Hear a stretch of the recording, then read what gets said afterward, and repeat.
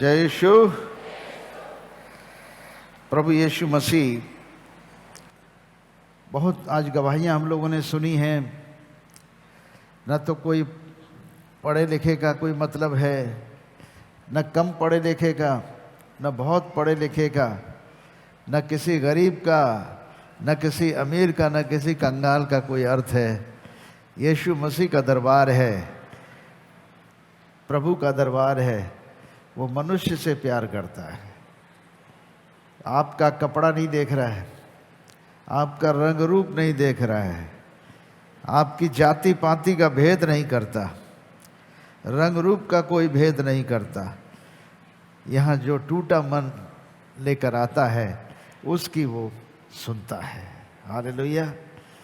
यीशु के सामने टूटा मन ग्रहण योग्य है। भजन संहिता 51 में राजा दाऊद, भजन संहिता 51 उसके 17 पद में राजा दाऊद कहते हैं 16 और 17 पद में, क्योंकि तू होम बलि से प्रसन्न नहीं होता, नहीं तो मैं तुझे देता। मतलब चढ़ावे के लिए कुछ भी आप देव, सोना चांदी पैसा रुपया आपके पास है और आप दरबार में दीजिए। हो सकता है कि आप सोचते हो कि परमेश्वर उससे प्रसन्न होगा। ये गलत फहमी है, ऐसा नहीं है। ईश्वर को तुम्हारा सोना चांदी नहीं चाहिए, उसे तुम्हारा धन्यवाद और तुम्हारा टूटा मन चाहिए। वो ये देखना चाहता है कि तुम्हारे मन में उसके प्रति धन्यवाद की भावना है कि नहीं। तुम्हारे सोने चांदी से उसे कुछ लेना देना नहीं है, कोई परवाह नहीं करता। वो सब कुछ उसी का तो बनाया हुआ है। सोना चांदी, सारी सृष्टि, मनुष्य, जीव जंतु, जानवर, धन दौलत, जो कुछ भी है परमेश्वर की है, उसी ने दिया है, उसी का नाम मुबारक होता है।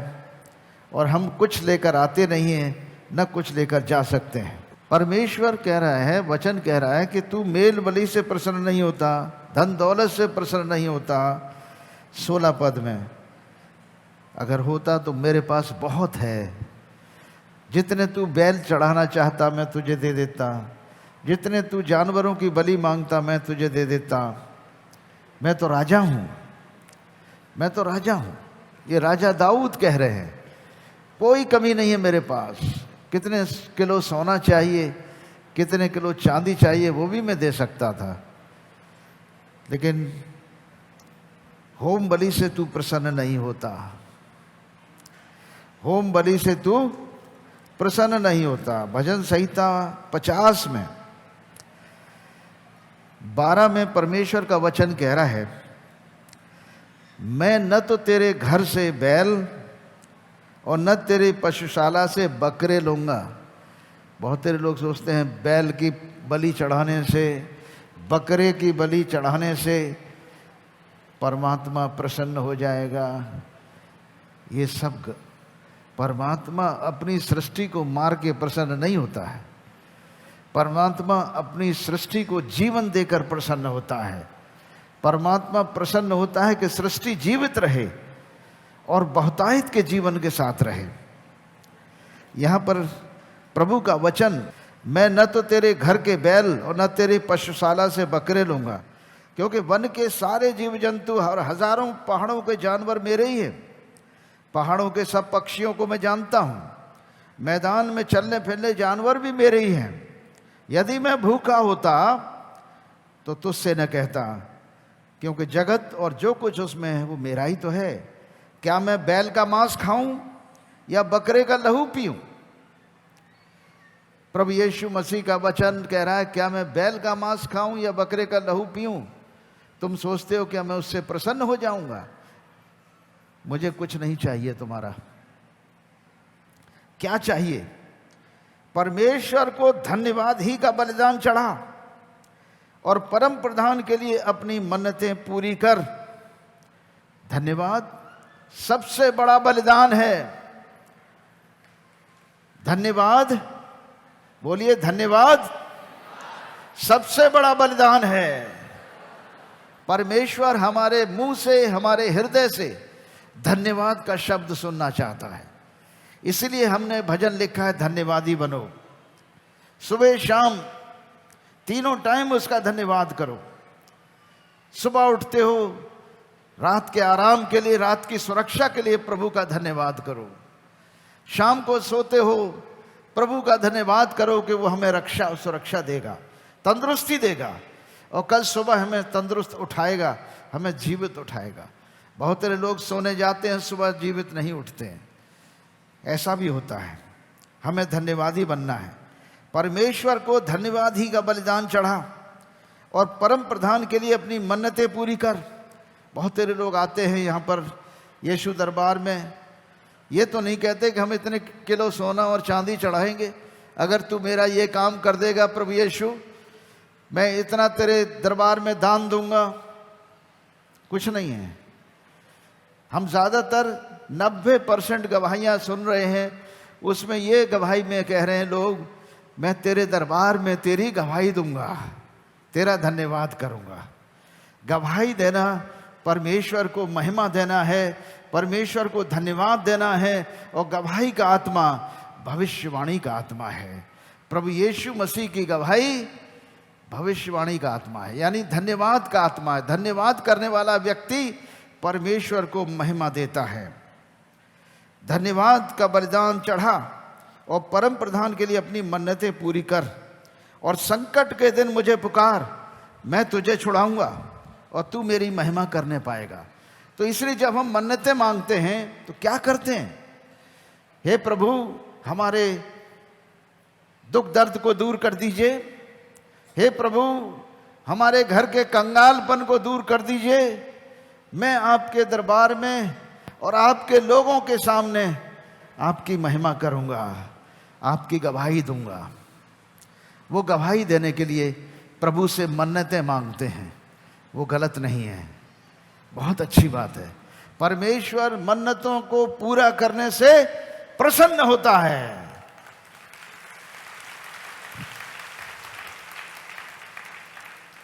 और ये मन्नतों का कल्चर आपको कहीं नहीं मिलेगा ईसाइयों में।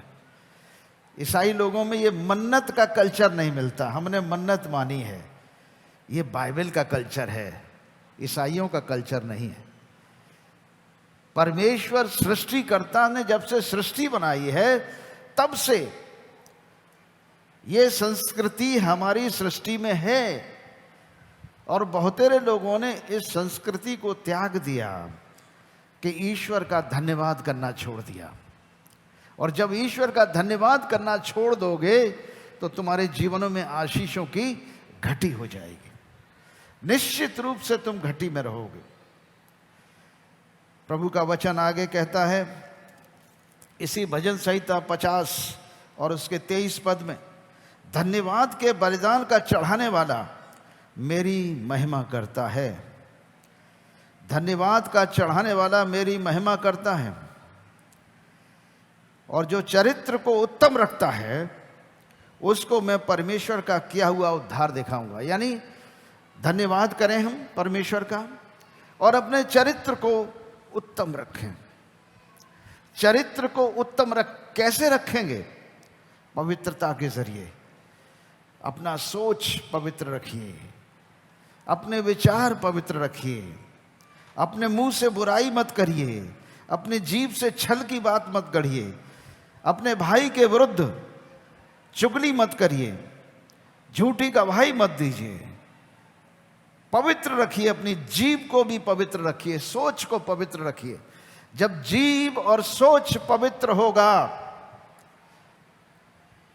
तो आपकी आत्मा, आपका मन, आपका प्राण भी पवित्र होगा। इसको देखने की जरूरत है। आपको आवश्यकता है कि हम अपने आप को कैसे पवित्र रखें।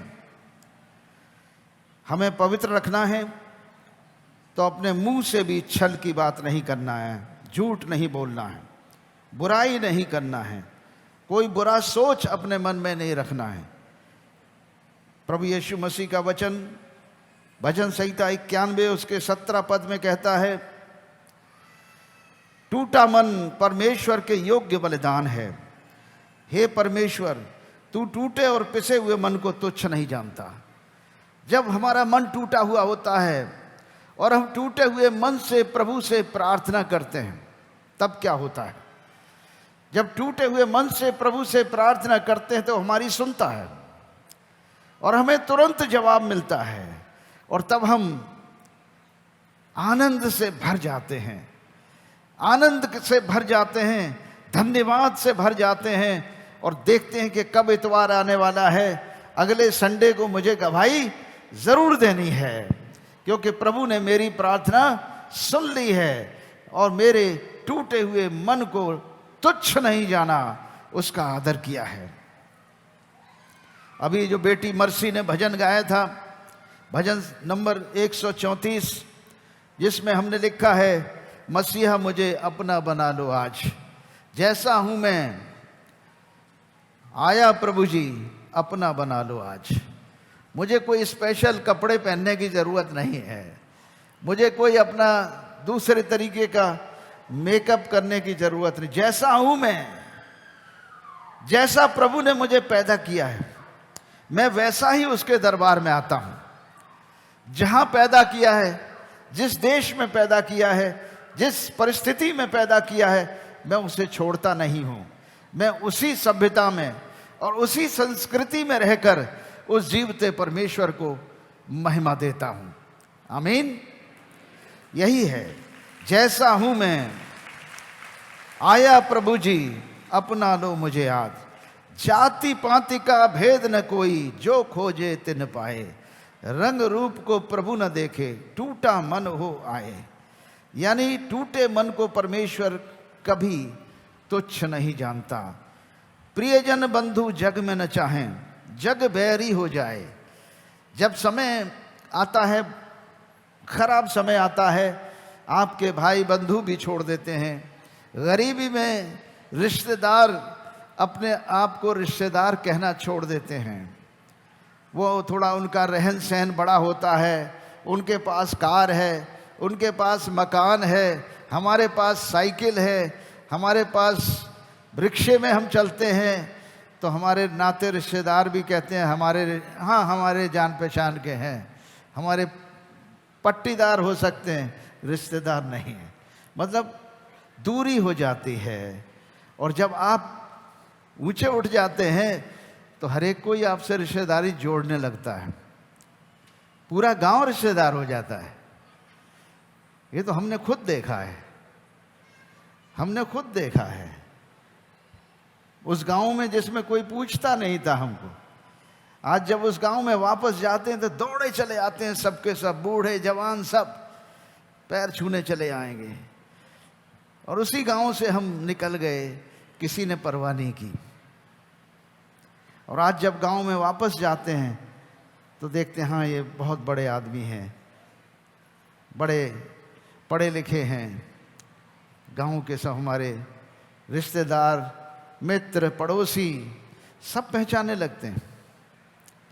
और उससे पहले जब हमको ज़रूरत थी उनकी, तब हमें कोई पहचानता नहीं था। ये सच्चाई है। तो इस समय में आपको क्या करना चाहिए? ऐसा वक्त आए तो घबराना नहीं चाहिए। हमने भजन में लिखा है, प्रियजन बंधु जग में चाहें, प्रियजन बंधु जग में न चाहें, जग बैरी हो जाए। समय यही है बंधु तेरा, मन से प्रभु पास आए। मन से प्रभु यीशु के पास आओ। वो समय है तुम्हारे लिए कि प्रभु के पास टूटा मन लेकर आओ, और प्रभु तुम्हारी प्रार्थनाओं का निश्चय उत्तर देगा। पाक रूह को भेजो प्रभु जी, मन फिर तोड़ा जाए।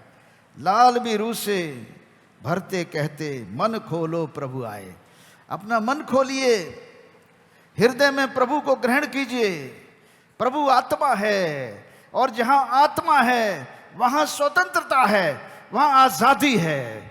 शारीरिक जिंदगी में हम रंग रूप, जाति पात, भाषा, हर प्रकार के भेदभाव समझते हैं, लेकिन जब हम आत्मा के द्वारा चलाए चलते हैं तो ये सारे भेदभाव खत्म हो जाते हैं। देखते नहीं हो, शरीर छोड़ते ही सब के सब, चाहे अमीर ईसाई लोग हों चाहे गरीब ईसाई लोग हो, उसी कब्रिस्तान में दिखाई देते हैं अगल बगल में, हैं? उसी कब्रिस्तान में गड़े हुए अगल बगल में दिखाई देते हैं। चाहे वो घर में उनके बर्तन मांजने वाले हों, उनके घर में बर्तन धोने वाले हों, खाना खिलाने वाले हों। जब ऐसा वक्त होता है तो उस वक्त वो जो मालिक है वो भी लेटा है वहीं ज़मीन पर, और जो उनका नौकर है वो भी उनके बगल में लेटा है। वहाँ रिजर्वेशन नहीं चलेगा, वहाँ कोई कुर्सियाँ नहीं मिलेंगी बैठने को, वहाँ कोई गद्दे नहीं मिलेंगे, वहाँ मिट्टी का कंबल होगा।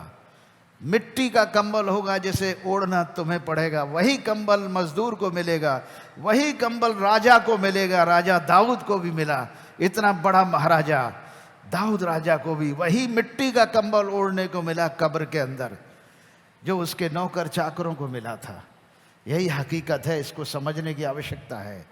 क्योंकि आत्मिक जगत में जब तक शरीर में है तब तक भेदभाव है, और जिस घड़ी आत्मा में हम आएंगे भेदभाव खत्म हो जाता है। इसीलिए संत पौलुस, इवन प्रभु यीशु मसीह कहते हैं आत्मा के लिए, यूहन्ना के 3 अध्याय में एक बहुत बड़ा फरीसी है निकोदेमस नाम का। इसका किस्सा हम बहुत दफा बता चुके हैं। निकोदेमस एक बहुत पढ़ा लिखा इंसान है, शास्त्री है, ज्ञानी है, गुरु है, यहूदियों का सरदार है, रब्बी कहलाता है। यीशु के पास आता है, शाम के वक्त आता है, यीशु से कहता है, गुरु तुम तो परमेश्वर की ओर से गुरु होकर आए हो, क्योंकि इन चिन्हों को जो तुम दिखाते हो यदि परमेश्वर उसके साथ न हो तो नहीं दिखा सकता। यीशु मसीह क्या चिन्ह दिखा रहे हैं? अंधों की आंखें खोल रहे हैं, बहरों के कान खोल रहे हैं, गूंगे को जुबान दे रहे हैं, लंगड़े को चला रहे हैं, बीमार को चंगा कर रहे हैं, सब कुछ भला कर रहे हैं, मुर्दों को जिंदा कर रहे हैं, दुष्ट आत्माओं को निकाल रहे हैं, लोग चंगाई पा रहे हैं, तंदुरुस्ती पा रहे हैं, सब ठीक हो रहे हैं। और यीशु मसीह के उन चिन्हों को देखकर निकोदेमस कहता है उनसे कि तुम्हारे साथ परमेश्वर है। निकोदेमस ये नहीं पहचानता है कि ये शरीर में जो दिखाई दे रहा है मनुष्य, अंदर से ईश्वर है। यही है परमेश्वर का पुत्र। जो तुम देख रहे हो मनुष्य के रूप में, वो ईश्वर है। तभी तो वो मुर्दों को जिंदा कर देता है, तभी तो उसके अंदर जीवन और मृत्यु की दोनों शक्तियां हैं, तभी तो वो अंधे की आंख खोल देता है, तभी तो वो बहरे के कान खोलता है, गूंगे को जुबान देता है, कोढ़ी को छू लेता है, वो शुद्ध हो जाता है, मुर्दे को उठा देता है जिंदा। दुष्ट आत्माएं उसको देखते ही थरथराती और कांपती हुई निकल जाती हैं, क्योंकि वो परमेश्वर है। यीशु ने कहा, मैं तुझसे सच सच कहता हूं, यदि कोई नए सिरे से न जन्मे तो परमेश्वर का राज देख नहीं सकता। यीशु ने उसे उत्तर दिया, मैं तुझसे सच सच कहता हूं कि जब तक कोई मनुष्य जल और आत्मा से न जन्मे तो वो परमेश्वर के राज्य में प्रवेश नहीं कर सकता। जल और आत्मा, अर्थ यह है हम शरीर से जन्म लिए हैं। पहला जन्म हमारा माता पिता के द्वारा है, और हमने शारीरिक जन्म लिया है।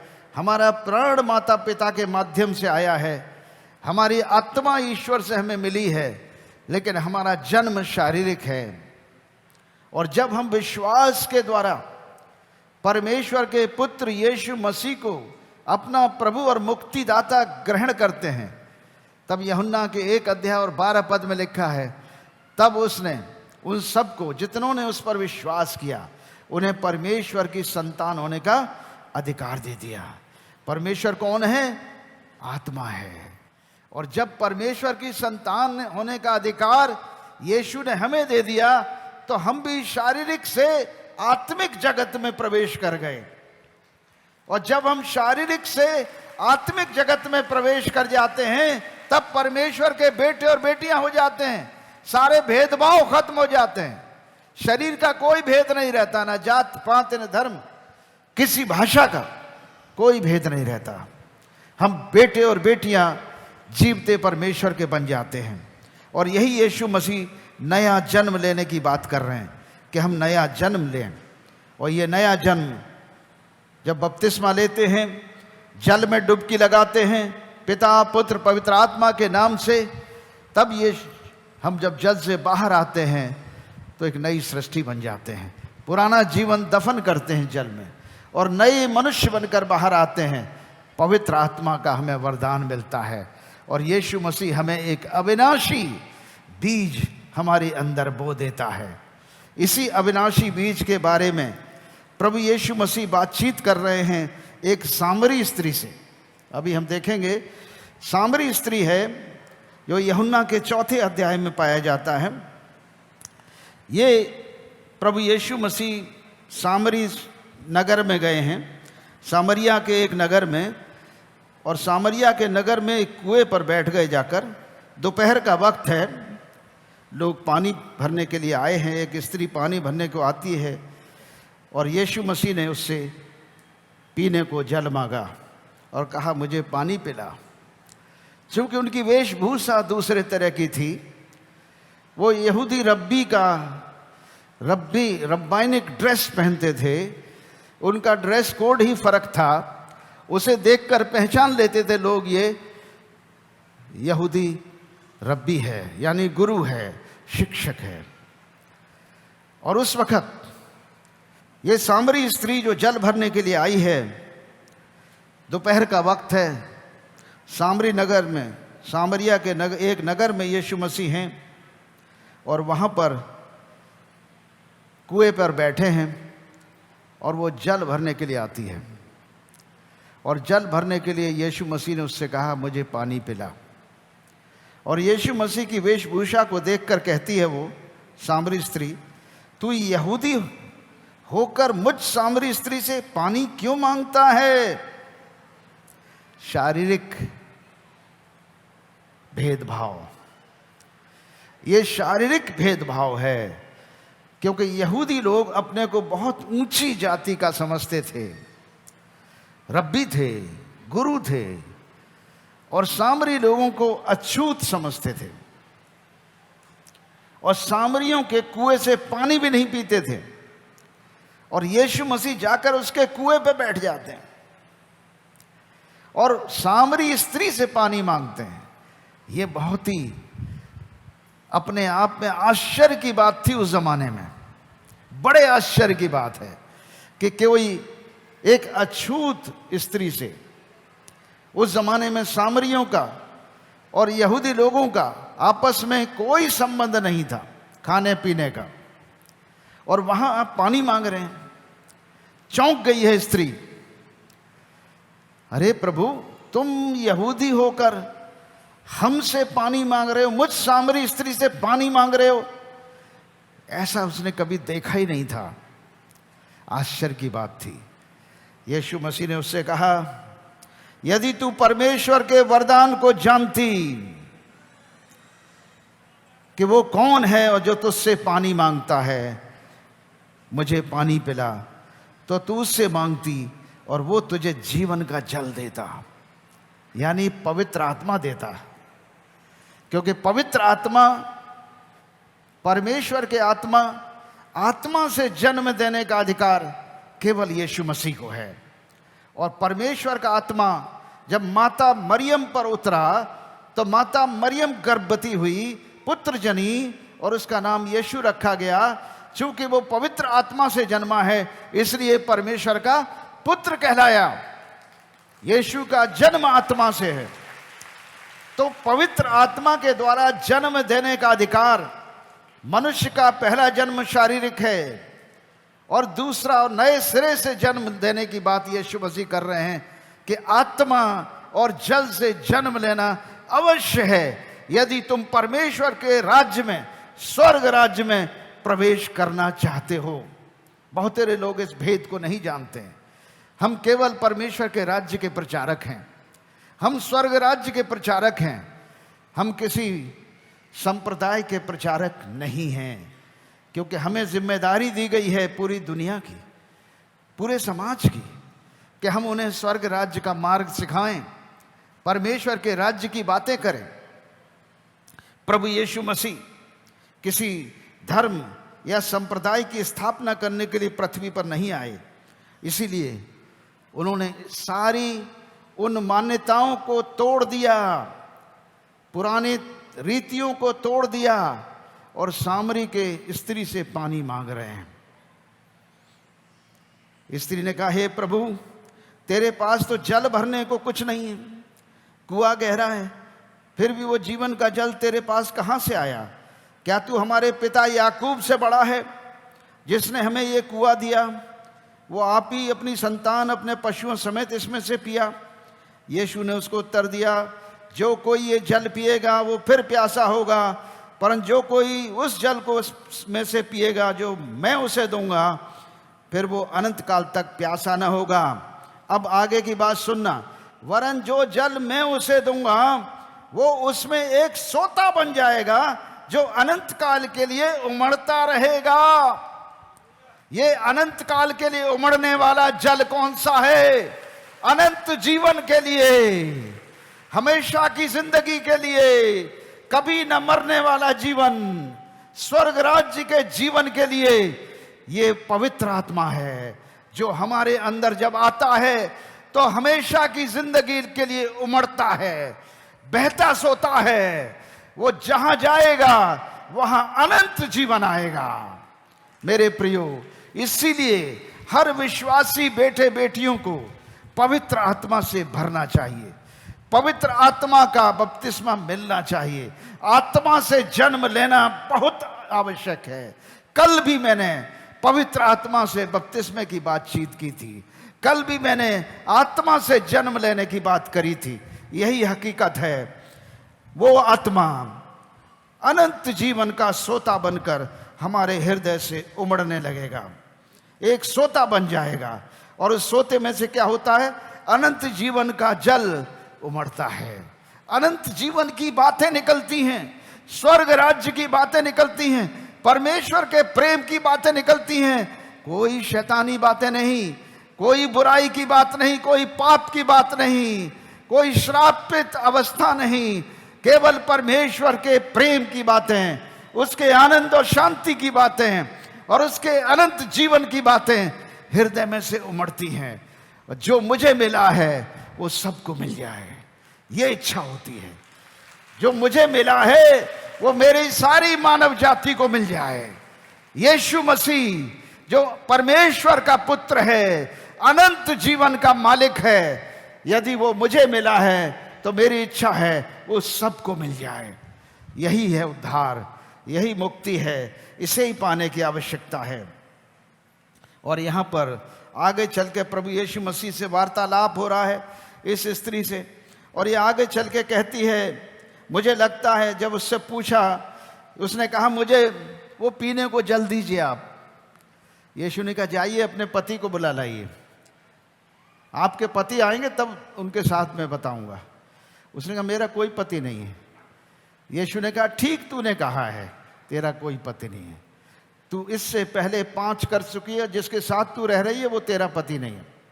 उसका भेद खोल दिया। पवित्र आत्मा से छुपा कुछ नहीं रहता है। जिस घड़ी तुम पवित्र आत्मा से भरे हुए मनुष्य के सामने खड़े होगे, तुम्हारी अंदर की तस्वीर उसे दिख जाएगी।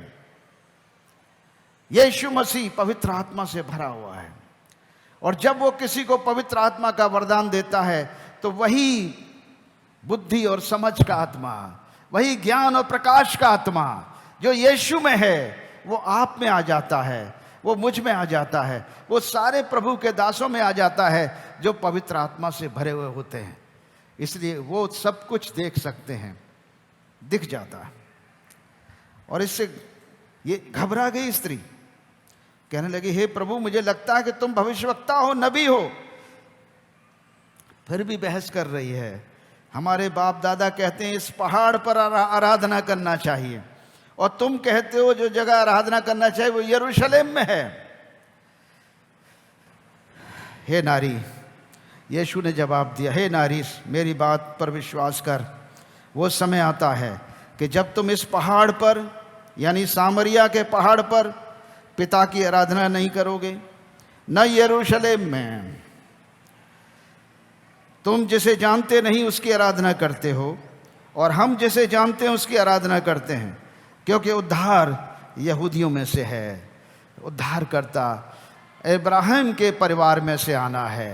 इब्राहिम, इसहाक, याकूब यानी याकूब इस्राएल और दाऊद के परिवार से उद्धारकर्ता का जन्म होना है। और दाऊद के परिवार में माता मरियम थी, जिनके माध्यम से यीशु मसीह इस दुनिया में मनुष्य बनकर आए। उद्धार यहूदियों में से है। और वो समय आता है, वरन अब भी है, जिससे सच्चे भक्त पिता की आराधना आत्मा और सच्चाई से करेंगे, क्योंकि पिता अपने लिए ऐसे आराधकों को ढूंढता है। परमेश्वर आत्मा है और अवश्य है कि उसकी आराधना करने वाले आत्मा और सच्चाई से करें।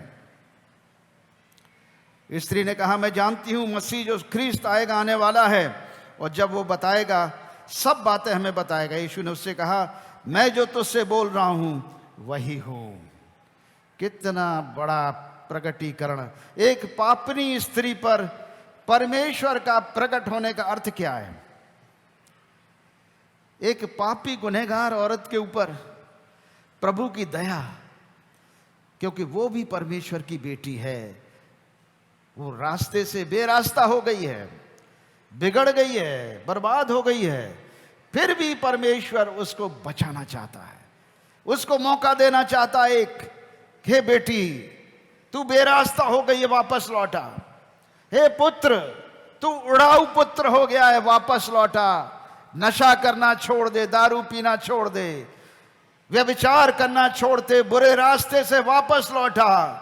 मैं तेरा इंतजार कर रहा हूं, क्योंकि तू मेरी केवल सृष्टि नहीं, परंतु तू मेरी समानता में बनाया गया मनुष्य है। हालेलुया! क्योंकि तू मेरी समानता में बनाई गई मनुष्य है। प्रभु परमेश्वर जब सृष्टि किया मनुष्य की, तो बाइबल में लिखा है, परमेश्वर ने मनुष्य को अपनी समानता और अपने स्वरूप में बनाया, और उसने उसके नथनों में अपना आत्मा फूंका, और मनुष्य जीवित प्राणी बन गया। मनुष्य आत्मिक प्राणी है। पाप के कारण आत्मा उससे अलग हट गया, ईश्वर का आत्मा अलग हट गया, उसकी संगति टूट गई। केवल मनुष्य का आत्मा और मनुष्य का प्राण शरीर में रहता है। और जब पवित्र आत्मा, जो परमेश्वर का आत्मा है, दोबारा लौटकर हमारे पास आता है यीशु मसीह के द्वारा, यीशु के लहू के धोने के द्वारा, यीशु के द्वारा हमारे पाप क्षमा किए जाते हैं, पवित्र आत्मा लौट कर आ जाता है और हमारे साथ संगति करने लगता है। हम फिर से परमेश्वर की समानता में और उसके स्वरूप में ढल जाते हैं और ईश्वर के बेटे और बेटियां बन जाते हैं। यही है भेद यीशु मसीह के नए जन्म का, यही है भेद परमेश्वर के राज्य का, यही है भेद प्रभु यीशु मसीह के इस दुनिया में दुख उठाए जाने का, कि आखिर उन्होंने दुख क्यों उठाया। हमारे पाप और श्रापों के कारण उन्होंने दुख क्यों उठाया, क्योंकि पाप का दंड तो मृत्यु है, परंतु परमेश्वर का वरदान हमारे प्रभु यीशु मसीह में अनंत जीवन है।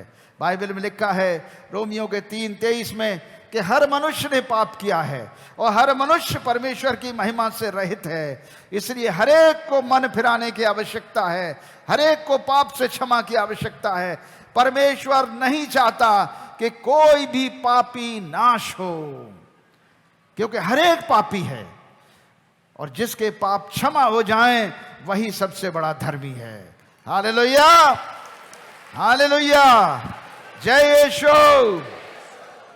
यीशु ने पाप क्षमा करने के लिए क्रूस उठाया, पाप का दंड स्वयं ले लिया, हम सब मनुष्यों का दंड अपनी देह पर उठा लिया और क्रूस पर अपने प्राणों तक का बलिदान किया।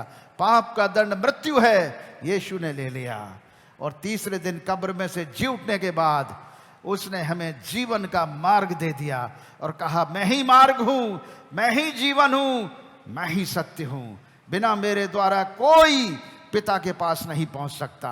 सत्य यही है कि मनुष्य का एक बार जन्म लेना, उसके बाद मरना और उसके बाद न्याय का होना निश्चित है। न्याय कैसे होगा? मनुष्य का पैदा होना तो हम देख रहे हैं, मनुष्य का मरना भी देख रहे हैं, उसका गाड़ना भी देख रहे हैं। न्याय कैसे होगा? न्याय ऐसे होगा, यीशु मसीह ने बता दिया है इस बाइबल के अंदर। वो जब लौटेगा दोबारा, क्योंकि जीवित स्वर्ग पर गया है, जब दोबारा लौटेगा तो पृथ्वी पर तुरही फूकी जाएगी, और जो मसीह में सो गए हैं सबसे पहले वो जी उठेंगे, और उसके बाद सारे मुर्दे जिंदा किए जाएंगे, चाहे वो नदियों में हो, चाहे वो समुद्र में हो, चाहे वो जमीन की धूल में है, मिट्टी में गड़े हुए हैं, धूल की चादर ओढ़े हुए हैं, सब के सब परमेश्वर के पुत्र की आवाज सुनकर जीवित हो जाएंगे और परमेश्वर के न्याय के सिंहासन के सामने खड़े होंगे, और जो कुछ उन्होंने अपने शरीर में किया है उसका हिसाब किताब उन्हें देना पड़ेगा, भला और बुरा, जो कुछ हमने शरीर में किया है। इसलिए आज वक्त है, जब पृथ्वी पर हम जीवित हैं, मर नहीं गए, जब जीवित हैं तभी है मन फिराने का समय, जीवित हैं तभी है हमें मार्ग लेने का समय, बुरे मार्ग को त्यागने का समय और सच्चाई के मार्ग पर चलने का समय है। यही है समय कि हम सत्य को पहचानें, जीवन को पहचानें, मार्ग को पहचानें, और तब हम स्वर्ग राज्य में प्रवेश निश्चित करेंगे और हम पर दंड की आज्ञा नहीं होगी। क्यों? क्योंकि जो मसीह यीशु में हैं वो एक नई सृष्टि हैं, पुरानी बातें बीत गईं, सब कुछ नया हो गया है। यानी आप सब जब परमेश्वर के बेटे और बेटियां बन गए, आत्मिक पुत्र और पुत्रियां बन गए हो, और जब आत्मा के चलाए चलते हो तो शरीर की क्रियाओं को किसी रीति से पूरा न करोगे। रोमियों की किताब और उसका 8 अध्याय, उसके 13 और 14 पद में हम पढ़ेंगे, 12 से लेकर 14 तक। रोमियों की किताब उसका 8 अध्याय। इसलिए हे भाइयों बहनों, हम शरीर के कर्जदार नहीं कि शरीर के अनुसार दिन काटें। यानी भोग विलास, झूठ, फरेब, धोखाधड़ी, लोभ, लालच, इन चीजों में हम जीवन काटें। क्योंकि यदि तुम शरीर के अनुसार जीवन काटोगे तो मरोगे, और यदि आत्मा से देह की क्रियाओं को मारोगे तो जीवित रहोगे। इसलिए कि जितने लोग परमेश्वर के आत्मा के चलाए चलते हैं वे ही परमेश्वर के पुत्र हैं, वे ही परमेश्वर के बेटे और बेटियां हैं। और जहां आत्मा है वहां स्वतंत्रता है, वहां आज़ादी है, वहां रंग भेद की आज़ादी है, जाति की आज़ादी है, केवल भाषा की आज़ादी है। आत्मा में कोई बैरियर नहीं है, कोई रुकावट नहीं है, देह का कोई अर्थ नहीं है। आत्मा में रहकर हम परमेश्वर की इबादत करें और आत्मा और सच्चाई से प्रभु की खोज करें और उसकी संगति में बैठें। और टूटा मन परमेश्वर हमेशा योग्य बलिदान समझता है। आपका सोना चांदी नहीं, आपका टूटा मन का आदर करता है। यदि हम टूटे मन से प्रभु के चरणों में आए हैं तो निश्चय आज आशीषित होकर इस दरबार से जाएंगे। जो भी आप मुराद लेकर आए हैं, जो भी मन्नतें लेकर आए हो, प्रभु को दे दो, प्रभु के सामने अपनी मन्नतों को बोल दो, और प्रभु आपकी वो मन्नतें जो आप आत्मा और सच्चाई से मांग रहे हैं यीशु मसीह के नाम से निश्चित पूरी करेगा। आमीन।